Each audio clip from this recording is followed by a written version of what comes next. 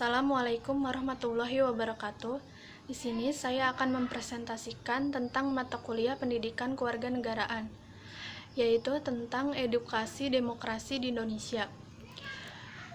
Yang pertama itu ada esensi demokrasi, pengertian secara bahasa atau etimologis, dan pengertian secara istilah atau terminologis. Yang kesatu, pengertian etimologis demokrasi. Dari sudut bahasa atau etimologis, demokrasi berasal dari bahasa Yunani, yaitu demos yang berarti rakyat, dan kratos atau kretein, yang berarti pemerintahan atau kekuasaan.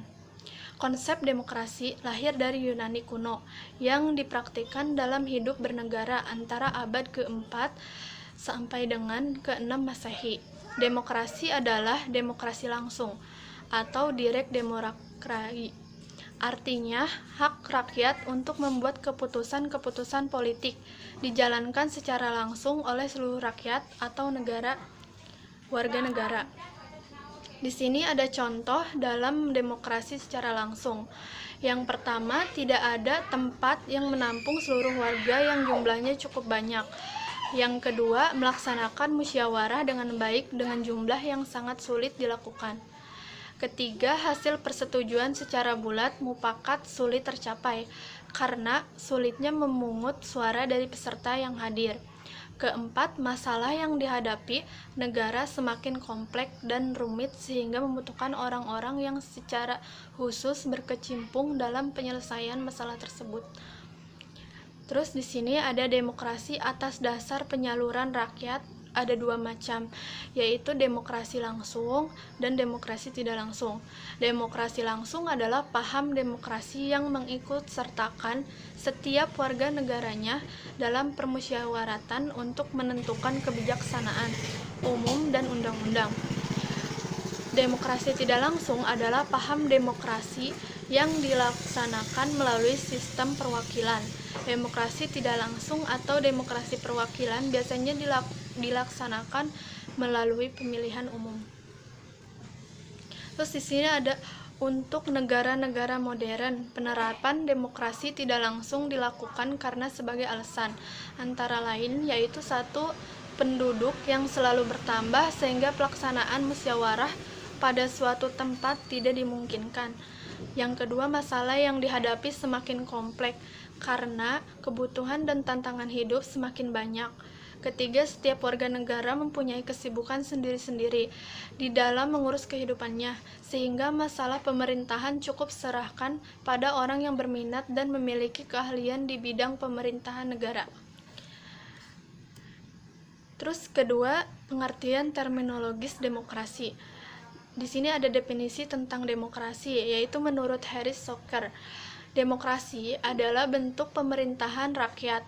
Karena itu kekuasaan pemerintah itu melekat di rakyat, diri orang banyak, dan merupakan hak bagi rakyat atau orang banyak untuk mengatur, mempertahankan, dan melindungi dirinya dari paksaan, pemerkosaan orang lain atau badan yang ahli untuk pemerintah. Secara substantif, prinsip utama dalam demokrasi ada dua, yaitu Muswari Rauf 1997, yaitu yang pertama ada kebebasan atau persamaan, freedom, equality, dan kedua itu kedaulatan rakyat, people sovereignty. Yang pertama kan ada kebebasan dan persamaan dan pondasi demokrasi. Kebebasan dianggap sebagai sarana mencapai kemajuan dengan memberikan hasil maksimal dari usaha orang tanpa adanya pembatasan dari penguasa. Kebebasan adalah pembatasan kekuasaan penguasa politik. Terus di sini ada kedaulatan rakyat. Pada hakikatnya, kebijakan yang dibuat adalah kehendak rakyat dan untuk kepentingan rakyat. Pengawasan dilakukan karena demokrasi tidak mempercayai kebaikan hati penguasa. Ketiga, demokrasi sebagai bentuk pemerintahan. Secara klasik, pembagian bentuk pemerintahan menurut Plato dibedakan menjadi, di sini ada monarki ya. Monarki yaitu suatu bentuk pemerintahan yang dipegang oleh seseorang sebagai pemimpin tertinggi dan dijalankan untuk kepentingan rakyat banyak.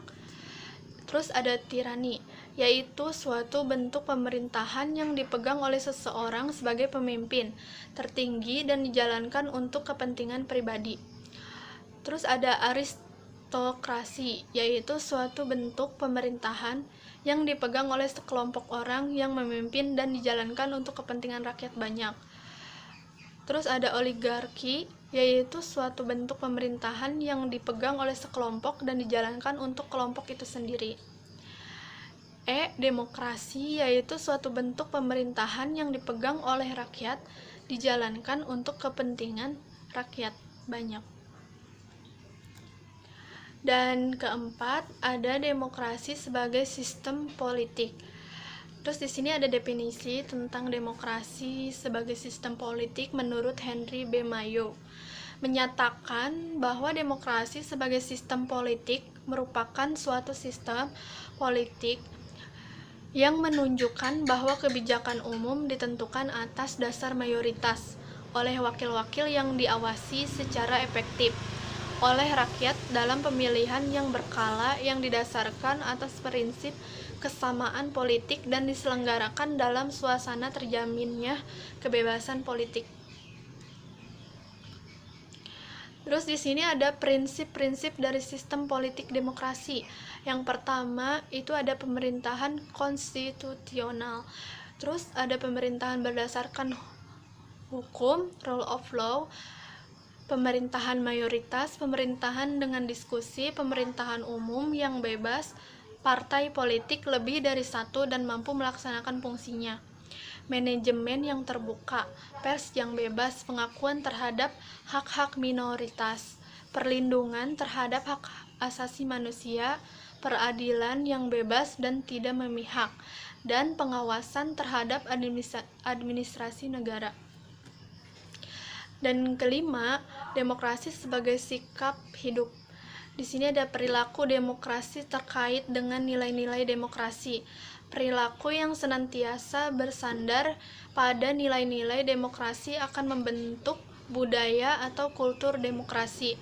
Pemerintahan demokrasi membutuhkan kultur demokrasi untuk membuatnya performed, eksis dan tegak. Perilaku demokrasi adalah manusia itu sendiri, baik selaku warga negara maupun pejabat negara. Terus di sini ada demokratisasi. Demokratisasi melalui beberapa tahapan, yaitu satu, tahapan pertama adalah pergantian dari penguasa non-demokratis ke penguasa demokrasi. Kedua, tahapan kedua adalah pembentukan lembaga-lembaga dan tertib politik demokrasi. Terus ada tahapan ketiga adalah konsolidasi demokrasi. Terus ada tahapan keempat adalah praktik demokrasi sebagai budaya politik bernegara. Terima kasih. Segitu aja presentasi dari kami. Kurang lebihnya mohon maaf. Assalamualaikum warahmatullahi wabarakatuh.